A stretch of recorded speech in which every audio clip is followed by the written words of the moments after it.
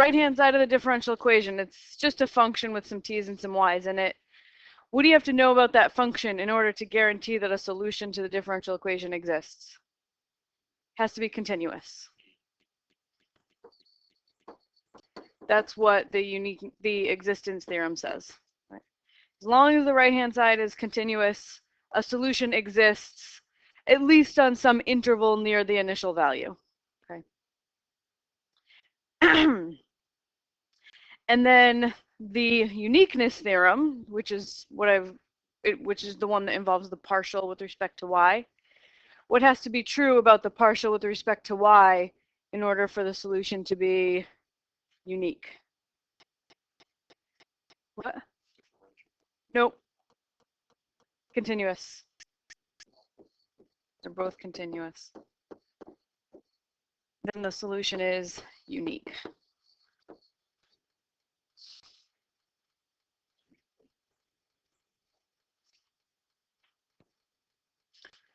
Okay, so let's just think about something that's totally strictly algebra before we jump into these theorems.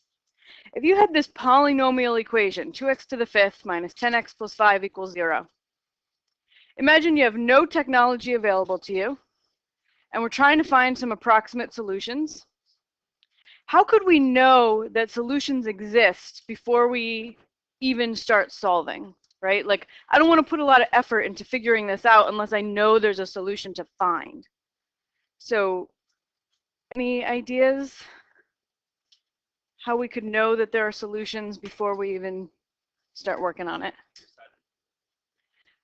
Yeah, so yeah, I could check some values for x and see if I get a sign change, right? So like if I plug in a -1, well, let's let this thing be f of x. Right? That polynomial we'll call f of x. So f of -1, if I plug a -1 in there, I get -2 plus 10 plus 5, which is 13. And then let's plug in a 1. I plug in a 1, I get 2 minus 10 plus 5, which is -8 plus 5 is 3. -3.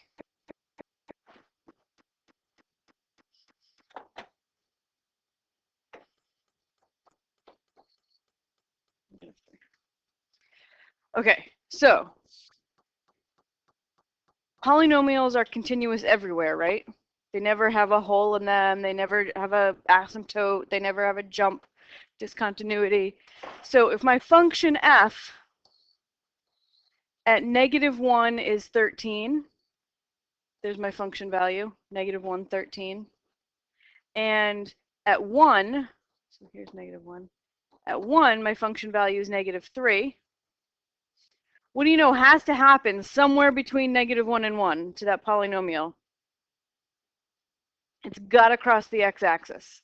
And the thing that guarantees that is the continuity of the function. Because I have to be able to connect those 2 points without picking up my pencil, it has to cross the x-axis, right? Which means there must be a 0 somewhere. So there's definitely a solution to this problem somewhere between -1 and 1. It exists. So I haven't done any work in trying to actually solve for x yet. All I've done is use the continuity of the function to prove that a solution exists. If there is a solution, now I can start looking for it. Does that make sense? So the really important piece of being able to prove existence here was the continuity. Same thing holds when you're looking for the existence of a solution to a differential equation. It's continuity that really matters to guarantee a solution. All right, so the existence theorem says that if f of ty is a continuous function, that just is the right-hand side of the differential equation, some stuff with t's and y's in it. If that's continuous in a rectangle, in some rectangle in the coordinate plane. So it doesn't have to be continuous everywhere, just in some small region surrounding the initial condition. Okay. So let's just discuss what what the if part says. So if I draw a picture, here's the ty plane. So they've given us this rectangle, all the points t comma y, so that t is between a and b. So here's a and b, and y has to be between some numbers c and d. So here's my rectangle. So I've just got a little window in the ty plane where the right-hand side of my differential equation is continuous. And what has to be in there is t naught, y naught, my initial condition. Put that in there. So this is t naught, and over here, y naught.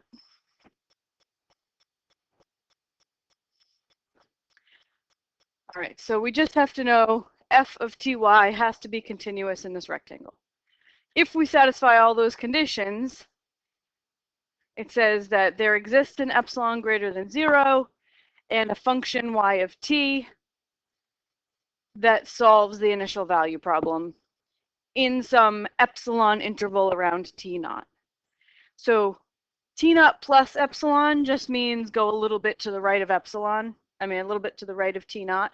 Epsilon typically just represents some small number, small positive number. So t naught plus epsilon is just like right here. And t naught minus epsilon is just a little to the left of t naught. So it says that if we satisfy all the conditions, basically it's saying in some smaller rectangle than the one you were initially given, there is a solution y of t. In some interval around t naught, when you're near the initial value, there is definitely a solution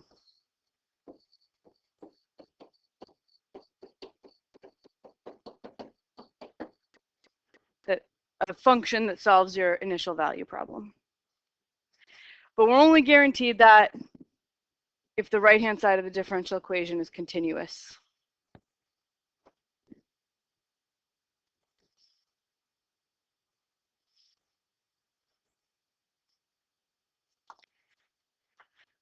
Okay, once we know a solution exists, how do you know whether or not it's the only one, right? How do you know there couldn't be multiple functions passing through that initial value that solve the differential equation?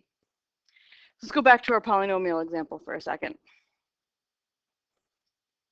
How could you know that that's the only place, that there's only one place where this polynomial crosses the x-axis between -1 and 1?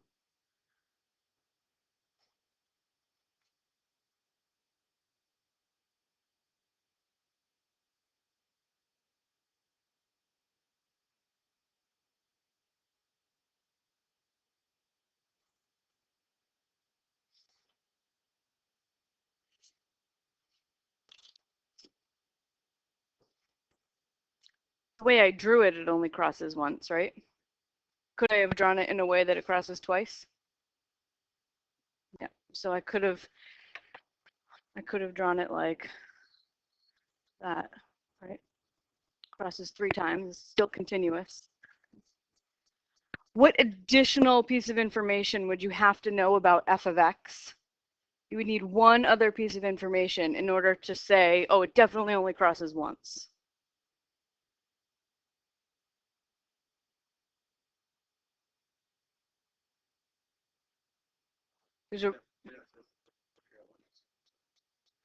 Okay, so yeah, you could actually solve it and see if there's more than one. Yeah, you could do that.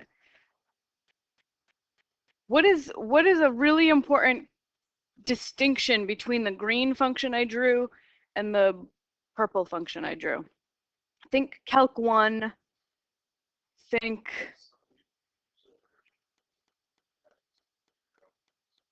when it's, yeah, so you could use a derivative to figure out when the function's increasing and decreasing. Yeah, because the derivative is positive when it's increasing and negative when it's decreasing. So this blue function or this purple function is always decreasing, right? If I knew that the function was always decreasing, then I could say, oh, it definitely only crosses once, right? Because I know it never turns around. Okay, so I need like one more piece of information to be able to prove that a solution is unique, right? So we sort of had a method of proving existence, and then you need a little bit more to prove uniqueness. Same thing with a differential equation. Okay. And the little bit more with the differential equation is that the partial of f with respect to y has to also be continuous. And it makes sense that it has to do with a derivative, you know, just like up here, you would need to check the derivative to see if the function was always increasing or decreasing. So it's that the partial has to be continuous also. So on the same rectangle as before, t naught y naught's in the rectangle, and it says that, they say this in a very strange way, right? If y1 and y2 are two solutions, and you satisfy that the partial of f with respect to y is continuous, then really y1 and y2 are the same function, right? Instead of just saying there's only one solution, it is unique. And I think I wrote this piece twice. You can cross that out. So if I just draw a picture of this again, it says, here's the ty plane. We've got this same rectangle, A, B, C, D, t naught, y naught, initial condition in that rectangle. If the partial of f with respect to y is continuous, the fact that there is a partial of f with respect to y means that the original function had to have been continuous. You can't take a derivative at a point of discontinuity. So this automatically implies that the original function was continuous. So if the function and its partial with respect to y are both continuous on this rectangle, then it's impossible to have two different solutions go through that point, right? There's only one y function. The theorem says that this is an impossible picture.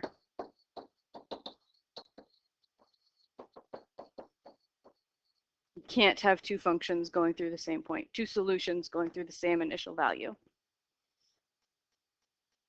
But that's not to say that that is always the case. That is only true if the partial is continuous. If the partial is not continuous, all bets are off. You can have more than one solution to the same initial value problem. We'll see an example where that happens.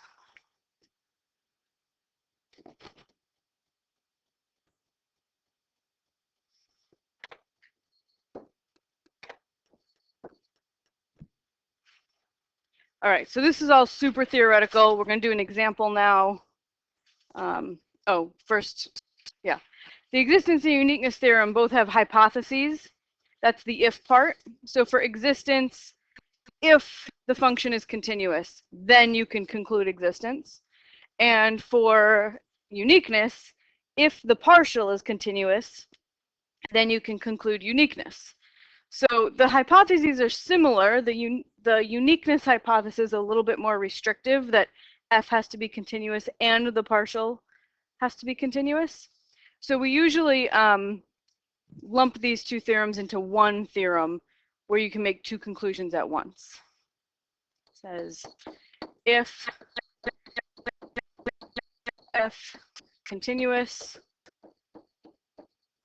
you get existence. So this is just like super summarized. And if the partial is continuous, you can conclude uniqueness.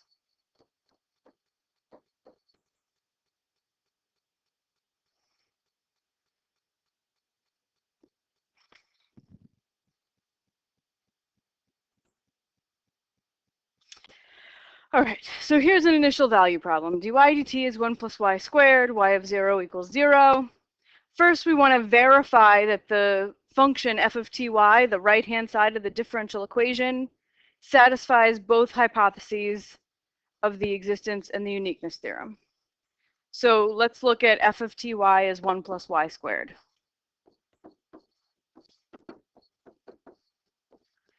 That's a polynomial, right? Polynomials are continuous everywhere, so this function is continuous everywhere.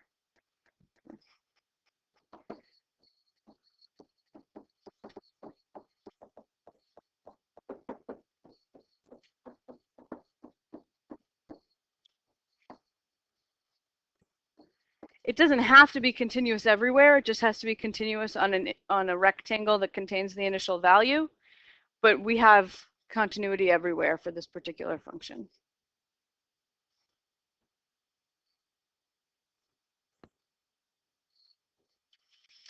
All right, and then the other hypothesis is that the partial of f with respect to y has to also be continuous. So what is the partial of f with respect to y in this case? 2y, yep. And that is a line, right? And lines are continuous everywhere. Okay. Therefore, continuous everywhere.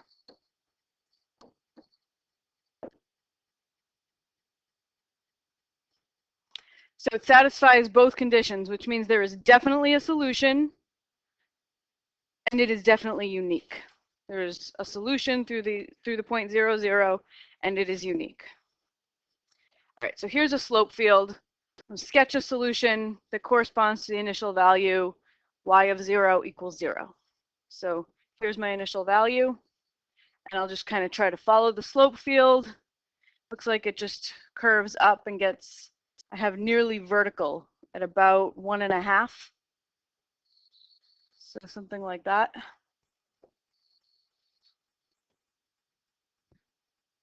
Anybody recognize a function that has that general shape? Tangent, yeah. Because tangent has asymptotes at pi over 2 and negative pi over 2, which is close to 1.5. Good. So let's solve it by separation of variables. We'll confirm that it's actually tangent. So dy dt is 1 plus y squared. I got to get all the y's and dy's together and all the t's and dt's on the other side.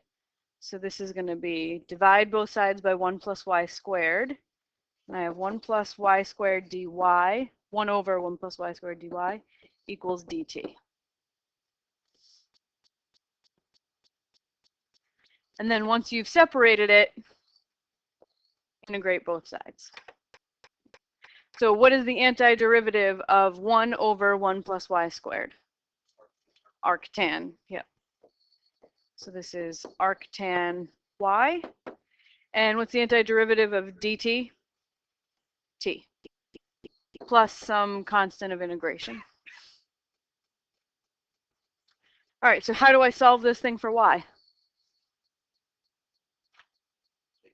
Take the tangent of both sides. So y is going to be the tangent of t plus c. And then I'm going to solve for the c, the constant of integration, using the initial value, that y of 0 would be the tangent of 0 plus c has to equal 0. So I make t0 and y0. So the tangent of c has to equal 0. So what does c have to be? What angle has its tangent 0? 0. Yeah. Or actually any multiple of pi.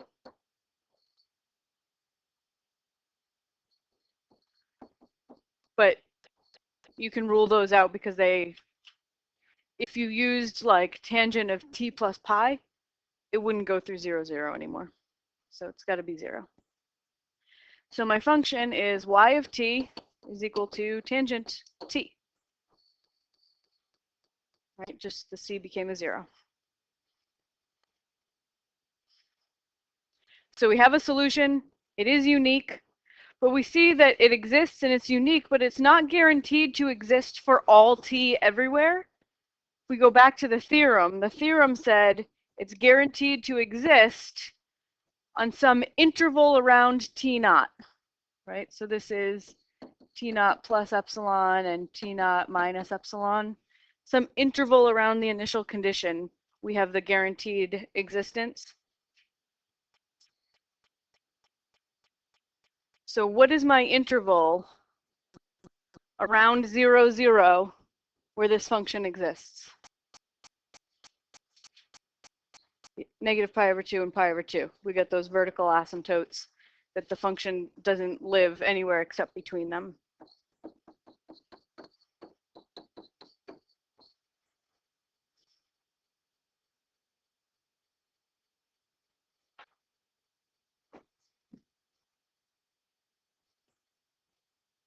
All right. Do you guys have any questions before we start activities?